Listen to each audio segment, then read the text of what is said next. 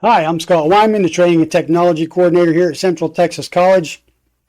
This is, let me welcome you to my online training, my online training channel would be a good way to say this.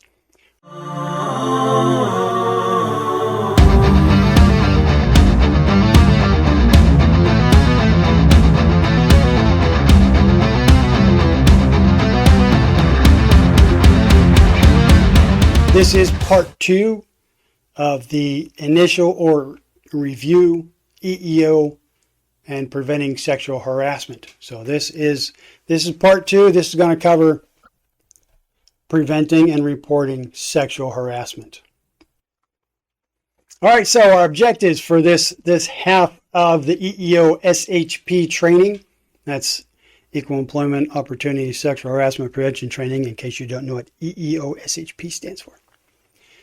So our objectives, first I'm going to start by giving you a definition of what sexual harassment is. If you have to know what it is before you can identify it, right? So we'll start with the definition, kind of like we did with the first part, except this time there's only one definition.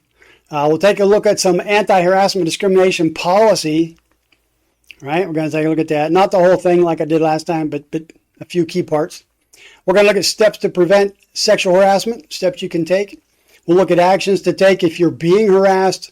We'll explain the complaint process again, because I can never say that enough. You have to know what to do if you're harassed. And I will give you reporting points of contact. All right, so here's the definition. Sexual harassment is unwelcome sexual advances, requests for sexual favors, and other verbal or physical conduct of a sexual nature. Now, there are two different types of sexual harassment. There's what's known as the quid pro quo sexual harassment. This is where an exchange, if I'm your supervisor and I say, you know what, if you want that promotion, you have to sleep with me, that's the exchange. It's a this for that. You give me sex, I give you promotion. So anything is going to enhance your job, pay, or career in exchange for some sort of sexual favor. The other type of sexual harassment was known as the hostile environment sexual harassment. This is where the jokes and the comments and the suggestive pictures and just being rude, and in its most extreme form, assault and rape. We hope it never gets to that point. Touching. Don't touch coworkers, okay? Don't touch.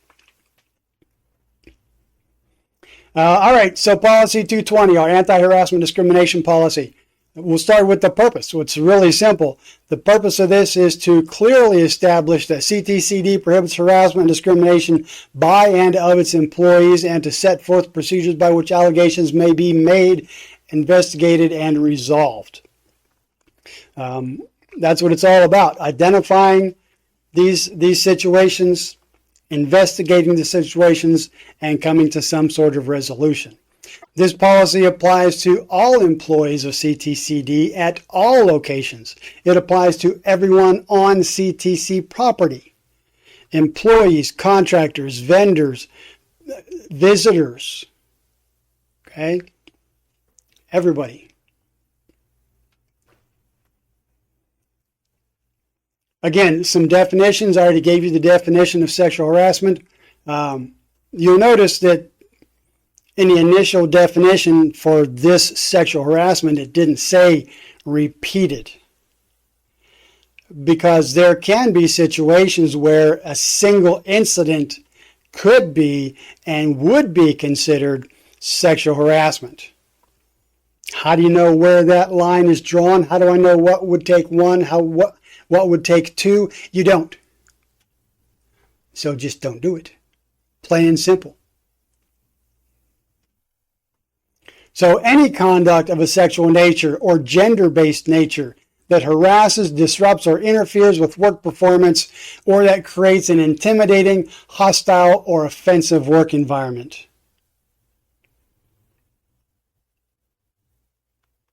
So no bullying based on sex or gender.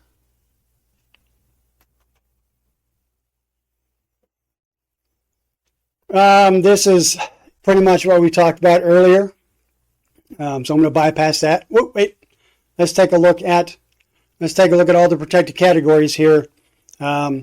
because we have race, color, religion, national origin, gender, age, disability, veteran status, genetic information, sexual orientation, gender identity, transgender status, or any other protected category under state or federal law. That's more than 7 protected categories, folks. But some of these fall under other categories. For example, sexual orientation, gender identity, transgender status all fall under sex. They're all subcategories of sex. But you are protected against discrimination based on those protected categories. And not just sexual harassment, discrimination and harassment. Okay? So it's good to know the protected categories. All right, the policy itself. Harassment, assault, or discrimination violation of this policy or any state or federal law is not tolerated. It is CTCD's policy that all employees should enjoy a work environment free from harassment and discrimination based on any of the protected categories listed in this policy. Your supervisors, or if you are a supervisor, are tasked with providing that environment that's free from harassment and discrimination. Again, because they have the power. Supervisors have the power to administer discipline. If they know somebody's doing something wrong, they can administer discipline. If it's based on any of the stuff that we're talking about here today, the supervisor needs to contact EEO. Contact EEO or HR. Right? HR being the Chief Human Resource Officer, the Director of Human Resources, or the EEO office. Don't call me. I'm just the training guy. I'm not gonna give you advice or take a complaint. Know that allegations will be fully investigated and could result in disciplinary action up to and including termination of employment. In the 16 years I've been here, I've seen a few people terminated because they violated this policy, sexual harassment, things of that nature. So don't be one of those, okay? Don't be one of those. CTCD and its employees shall not retaliate. We talked about retaliation before, right? Don't take any negative action against a person who opposes discrimination or sexual harassment in this case. Right? If somebody reports you because they saw you touching another person, don't do anything negative to that person who filed the complaint or who reported your bad behavior. Because again, that's one of those situations where if you didn't do anything wrong, you've got nothing to worry about. If you did, now you got something to worry about.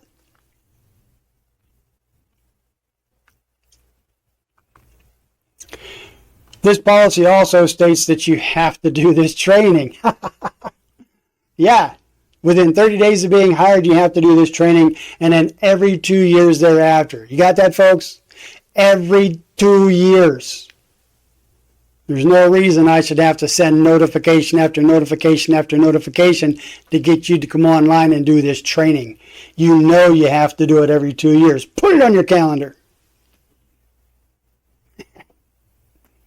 Self-plug there. All right. Procedures, sexual harassment, discrimination. Any employee who believes that a supervisor, manager, other employee, or non-employee's actions or words constitute unwelcome harassment or discrimination has a responsibility to report or complain about the situation as soon as possible. To catch the key part of that, you have a responsibility to report this bad behavior. Unfortunately, we get too many people who turn a blind eye to bad behavior, and they figure, well, I'm just not going to get involved with that.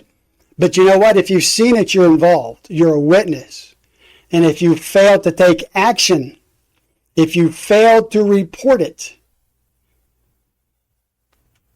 you have not lived up to your responsibility, and you could be held responsible. So let's look out for each other. If we see one of our coworkers being harassed or discriminated against, let's do something about it. Let's report it. Let's go to the person doing the behavior and say, hey, I don't appreciate that behavior. Please don't do it again. And then you know the procedures, right? Document, document, document, report, document, document, document, report. You're going to hear it again. But we have to look out for each other. Not everybody has the nerve to talk to the person who's doing the harassing. Some people are embarrassed. We're going to see this later too. Some people are embarrassed to complain about a situation where they were harassed or discriminated against because maybe they think it's their fault. Who knows what they're thinking? But as a coworker, if I see it happen, I got your back. And hopefully you got your other coworkers back. Supervisors and managers are supposed to cover this area annually, right? Annually. Every year, your supervisor should give you some sort of EEO briefing. And supervisors, if you're out there and you're listening, if you need some help with this, give me a call. I'll come to you and I will do a briefing based on this policy and you'll be covered. Okay? That's all we need to do. Just give me a call. Call Jackie. Jackie will be glad to help. Okay? All right. Policy 210 is our grievance procedures. If you're not sure what to do, if you believe you've been harassed or discriminated against, grab Policy 210 off of the website. The whole purpose of this policy is it provides a mechanism for employees to discuss complaints or problems with management and to ensure fairness and consistency in CTCD's relations with its employees. You have to have specific procedures in place. If you follow these procedures, you can't go wrong. And again, this policy applies to all employees at all locations. So all CTC employees are provided the opportunity to file a complaint related to a condition of employment or application of a policy that the employee feels is unjust or inadequate. Take that for what it is. The system is here. If you don't agree with the system, you can file a complaint. If someone violates a policy, you can file a complaint. This policy gives you that opportunity.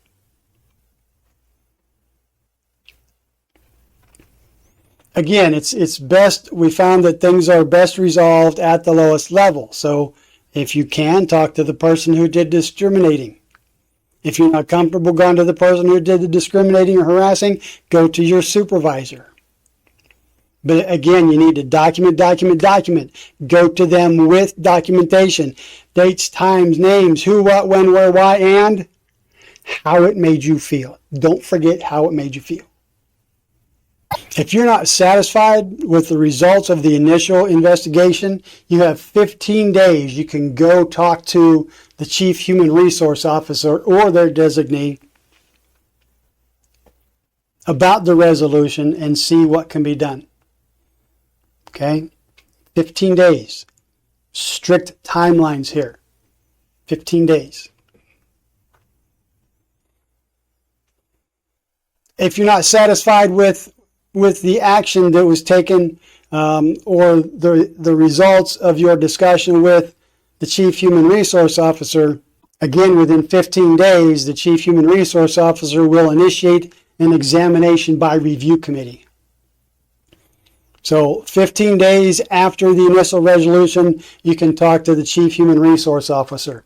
If you're not satisfied with that, 15 days, within 15 days, you can go back and request a review by committee. So if you request a review by committee, the Chief Human Resource Officer will form that committee within 5 days. They're not going to waste time. The committee is going to provide a finding to both parties within 15 days after that. So they have a strict timeline, just like you have a strict timeline. But remember, copies of the documentation will not be provided to you or the alleged offender. Okay? You don't need copies of the information. You're not going to get copies of the information. So policy 210. If you want more information, like I said, I'm not going into great detail. There's more to this policy. I'm just kind of hitting the highlights. Again, this is the appeal. 15 days. HR will maintain confidentiality to the extent possible. Full-time faculty, you can present your grievance to the Vice Chancellor. This is probably one of the more important parts of this. Frivolous complaints. Please don't use our complaint system as a vengeance tool to get back at somebody who did you wrong. Don't file false complaints. That's where this particular part of Policy 210 comes in. Any employee who knowingly files or should have known of the likelihood that they are filing a false or unwarranted complaint in an attempt to attack or discredit another employee, or that disrupts the operation of CTCD, may be subject to discipline up to and including termination. Anytime you file a complaint, a frivolous complaint, that disrupts the operation of CTC. So please, again, don't use this system as a vengeance tool. Don't file false complaints. All right. I've said it a few times as we've gone through here. When you file a complaint, have your documentation. Who, what, when, where, why, and what's the big one? How it made you feel. How it made you feel. That's based on your perception. We all have different perceptions. So whose perception is right? Whose perception is wrong?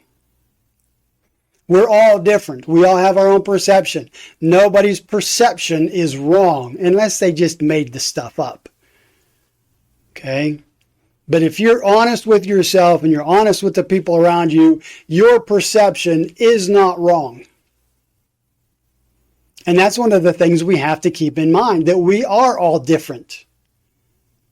What's inappropriate to one person might be perfectly acceptable to another. We have a lot of ex-military here. Our skin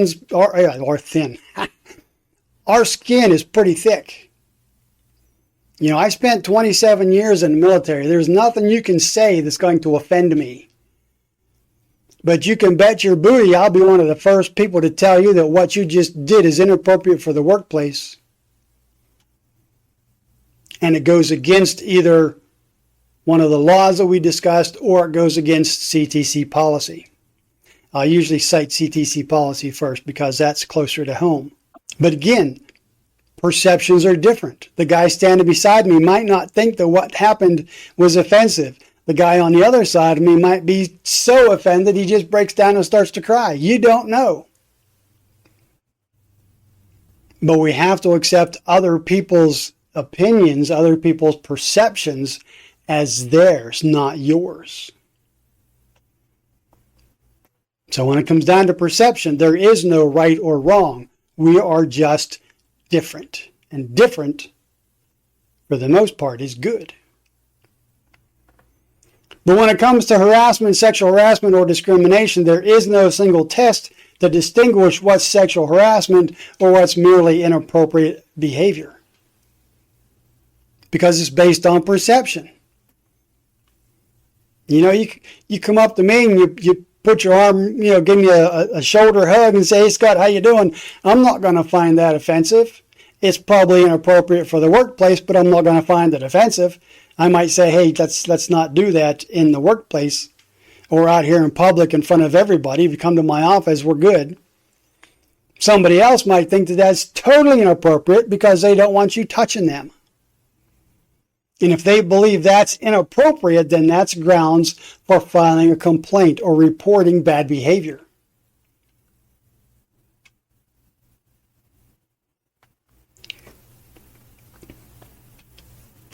Sometimes context is important. So this is where seeking feedback helps. If you hear something that you think is inappropriate, or you see something that you think is inappropriate, ask questions.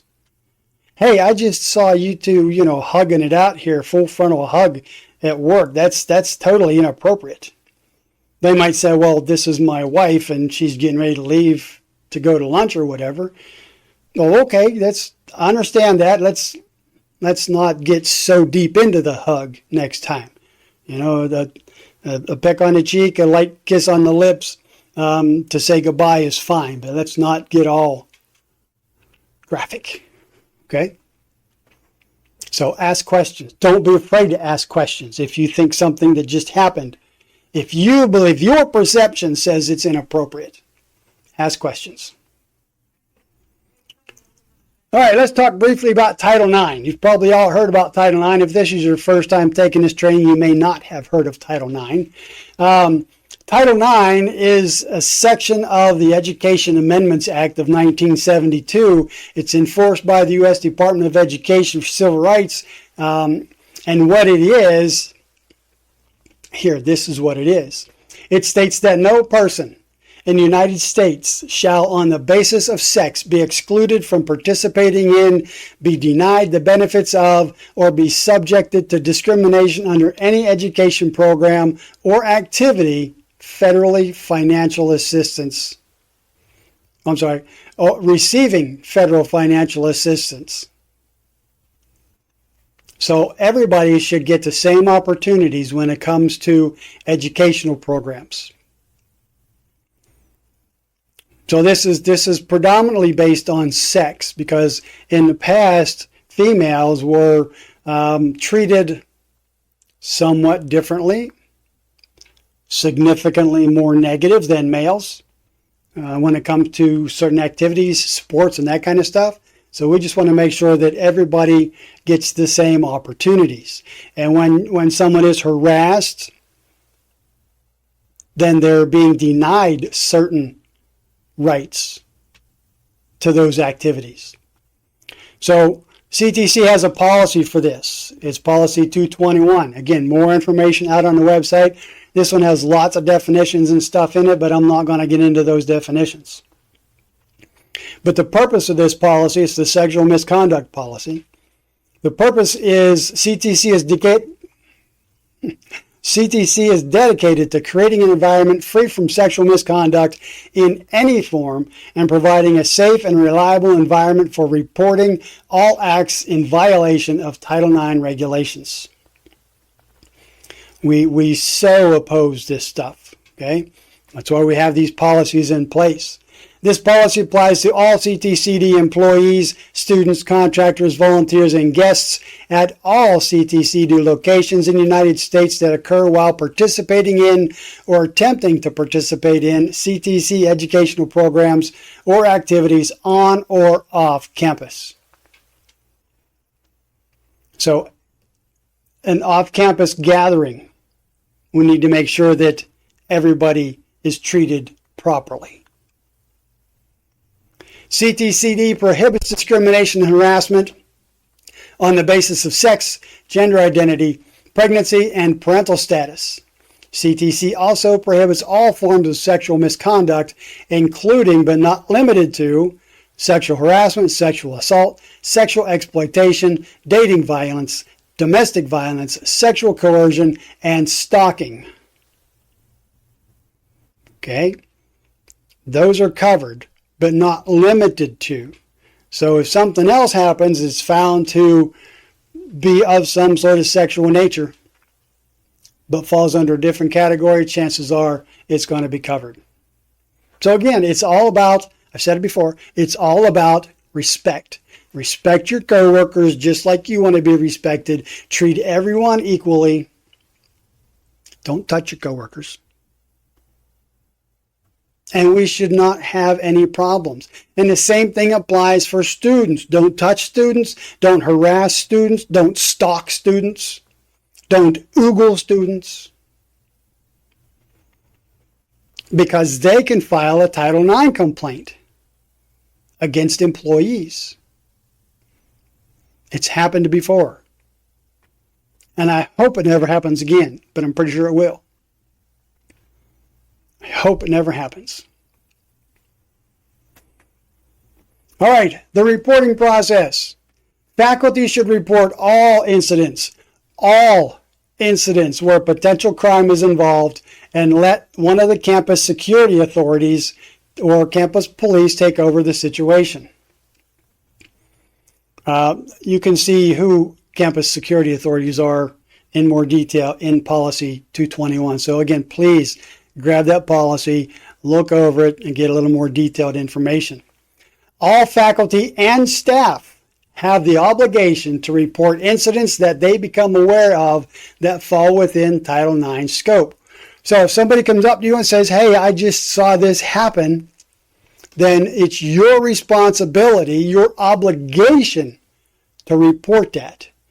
Let it be investigated, whether it comes out to be true or false. That's, you know what, we're not going to know unless it gets investigated. And again, it's your obligation. You're obligated to report anything that you become aware of, whether it's firsthand knowledge or somebody says, hey, let me tell you what I saw. They should be reporting it, but maybe they don't know how. Maybe they didn't pay attention to Scott when he was giving this training. That never happens, right? So there are multiple ways that you can report this kind of stuff. And we're going to look at that here in just a bit. Here's one way. We have an online sexual misconduct reporting form. It's at the bottom of the CTC homepage, www.ctcd.edu. Down at the very bottom in the blue section, there's a link to report sexual misconduct right there. Oh, my finger doesn't go that high. Okay. Report sexual misconduct. Yes, it does. It's right there. Report sexual misconduct. You click on that link, you fill out the form, and you click submit, and off it goes. It never asks who you are, where you were born, any of that kind of good stuff. You just fill in the pertinent information and ship it off. Totally anonymous. But know that if you log into eTrieve as you, then it's going to know who you are. You're going to show up in the history. Okay. Again, bottom line, remember, no retaliation. Zero tolerance. We won't put up with any sexual misconduct.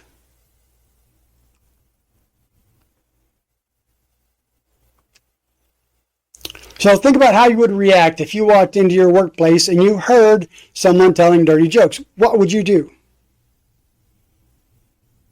What would I do? Think about what I would do based on what I've said. Think about what I would do and think about what you would do. How closely do those match? What if you saw somebody oogling a student? Oh, man, he's fine. What would you do? What would you do if you walked in and you heard two coworkers having a discussion about sex? Dude, let me tell you what I did this weekend. It was awesome. What are you going to do? Or what if you just have one of those people who can't stop dropping the F-bomb or other select obscenities? Some of them are pretty bad. Or what about terms of endearment? What about those people that call everybody sweetheart, darling, or baby? What are you going to do? Are you going to turn the other cheek and pretend like you didn't hear it or see it? Because when you do that, you're condoning that bad behavior. You're saying, it's okay with me, go ahead and be bad. Because I'm afraid to report your bad behavior. Don't let other people know that you're afraid to report their bad behavior. Because I'm convinced the more people know that you're not afraid to report bad behavior, the less likely they are to report. No, the less likely they are to be bad in front of you. And if we get more and more and more people who are not afraid, then these people that do the bad behavior are going to be afraid to do anything because none of the people they hang out with are afraid to report their bad behavior. Don't condone bad behavior. Report bad behavior. And where's the first place you can report bad behavior? Yeah, the person doing the bad behavior. Play the concerned coworker card. Hey, Bill, dude, we're friends and I like you and I'd like to keep working with you. But if you keep doing that kind of stuff, you probably won't be working here very long. Keep it down. Don't do that. That's all you got to do. Again, you don't have to go. You go at them half-cocked, fists blaring, cut it out. No, you don't have to do that.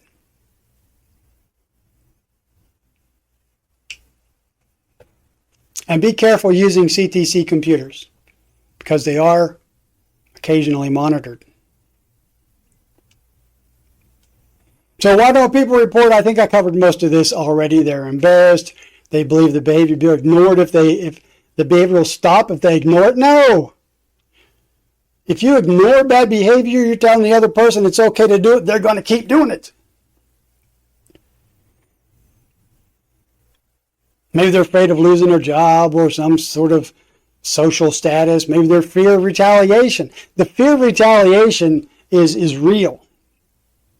Because retaliation happens. As much as I hate saying it, retaliation happens. It's illegal, but it happens. And the people that it happens to are usually the folks who are afraid to report it.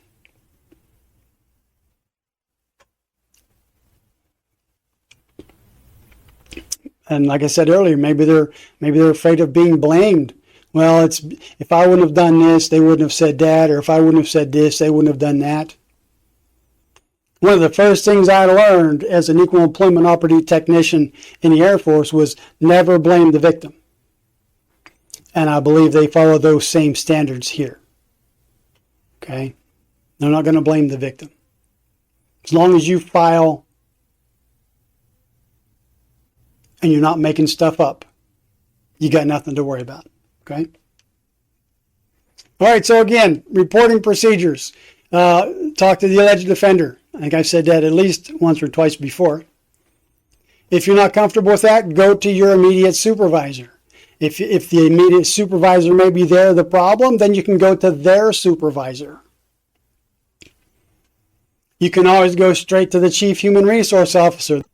There's the phone number for the Chief Human Resource Officer.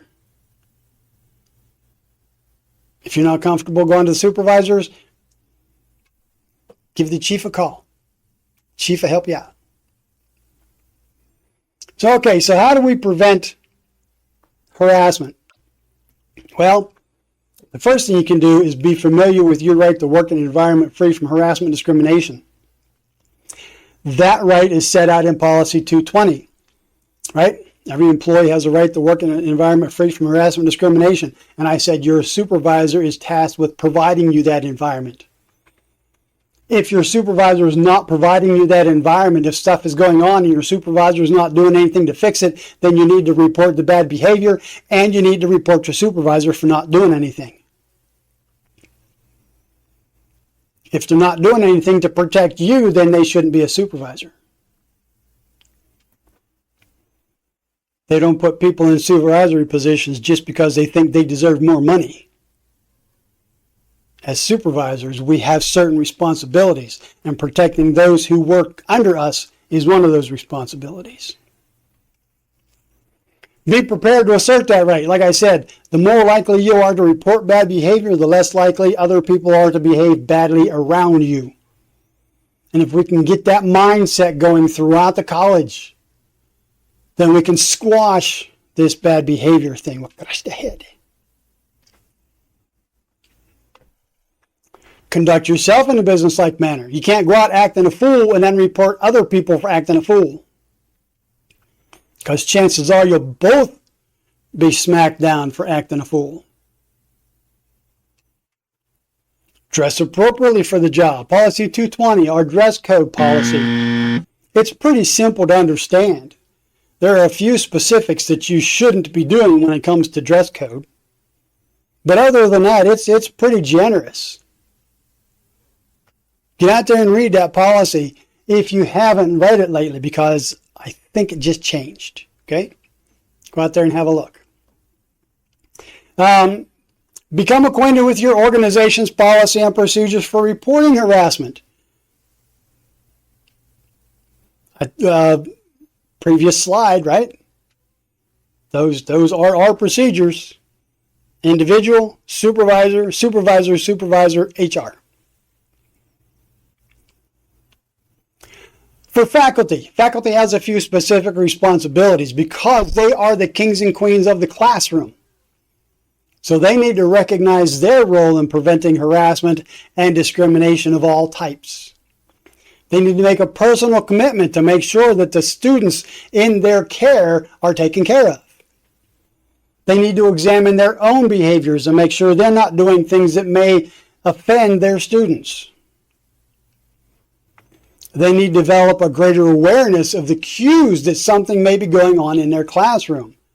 You know, if you got these two students who sat side by side through the first half of the semester and then all of a sudden they're sitting on opposite sides of the room, chances are something happened in there. You might want to talk to one of those two and say, is everything okay? I noticed you guys used to study and work together a lot, and now your grades are falling and you're not sitting together anymore.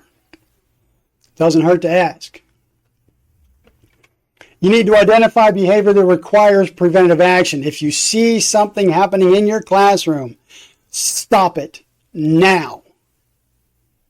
Don't just say, oh, they're just being boys or they're just being girls. No. They're grown-up people. They're expected to act like grown-up people.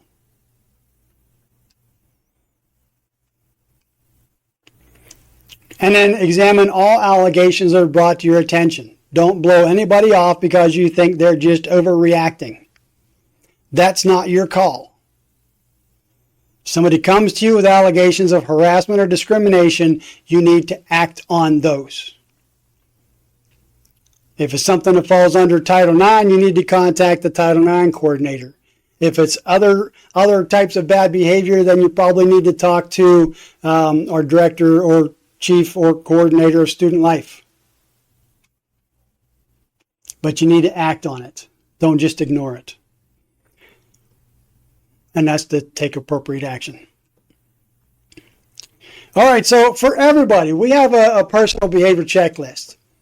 Just a few things that you can take a look at to make sure that you're not going to end up on the wrong side of a discrimination or harassment complaint. Number one, conduct a self-assessment. Do you do things that others may find offensive? Are you a toucher? Right? Do you have to touch people before you can talk to them? Are you a hugger? Don't hug people. Are you a winker? Know what I mean? Don't wink. Are you the habitual term of endearment user? You have to be careful. A lot of people don't mind the sweetheart, darling, and baby thing. I don't. But I'll tell you that you probably shouldn't be calling people that at work. I'm telling you right now, don't call people sweetheart, darling, or baby at work. Are you going to listen to me? Probably not. But it only takes one person to find that offensive and file a complaint against you. So take a look at the things you do. Ask yourself, does my behavior help accomplish CTC's goals? Is what I'm doing right now contributing to my goals and CTC's goals to get the job done? Because that's why you're here. That's why you're getting paid. If you're here surfing the internet for inappropriate images, or if you're texting and playing googly with your significant other on FaceTime, or if you're just out carousing looking for people to harass, no, that's not why you're here. Ask yourself, could my behavior hurt coworkers or students? What would their perception be? Better yet, what could their perception be? Could this be interpreted or perceived as offensive or harassing or inappropriate? Because if it could be in your mind considered or perceived as inappropriate, then stop doing it, right? It's real easy. Could an outsider see my behavior as harmful or harassing? You know, that neutral third party who just happens to come on campus with, a TV camera. Or a gubernatorial escort. You know, they see you out there acting a fool. What are they going to think about CTC?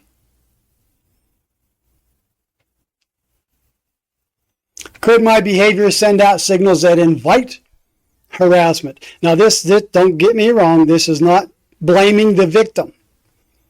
But there are people out there who will push the envelope. They'll do as much as they possibly can before they cross that line to inappropriateness. Don't be that person. Come to work, do your job, respect your coworkers, and everything will be fine. When in doubt, just don't do it. Plain and simple. Plain and simple. All right, so in summary, we want a harassment-free campus. It's critical to accomplishing CTC's mission. We want happy, productive employees. We want good relationships between students and employees, between employees of all races, religions, colors, national origins, genders, and sexes, and everything that falls under those. One of the things that I usually say, but I didn't throw it into this one, specifically when I'm talking about sex as a protected category, is don't expect other people to be you. They are them. They're not going to be you. So don't expect them to act like you, to be believing the same things that you do, to behave the same way that you do. All we have to do is respect each other, folks. Plain and simple. I think I've said that, geez, I don't know, 100 times already? It's all about respect. All right, so here are your points of contact. Kind of move out of the way here. We have our Title IX coordinator up there, the Director of Risk Management, and the phone number. Our Chief Human Resource Officer with the accompanying phone number. Our EEO coordinator and phone number. For faculty members, contact your respective deans. The Dean of Academic Instruction, the Dean of Career and Technical Instruction, the Dean, Continuing Education and Service Area, and accompanying phone number. Our Dean of Military Programs over on Fort Hood, and accompanying phone number. And our Director of Student Life with accompanying phone number. So these are your points of contact for grievance procedures or grievance reporting. Again, you have any questions? This is a good place to start. Okay? Good place to start. All right, so I believe, if I'm not mistaken, this is the end. Yay! The end is here. So here are the last 4 characters of the passcode that you're going to need for the EEO completion form in eTree. There's probably a number following that, EEO completion form 1.2 or something of that nature. If you just go in there and do a search for EEO in the forms library, it should pop up. Okay? So with that, I'm going to say thanks for being here. I appreciate your time. I appreciate your patience. I'll see you again in 2 years. Stay safe, stay healthy, and stay happy. And we'll talk to you later. Bye-bye.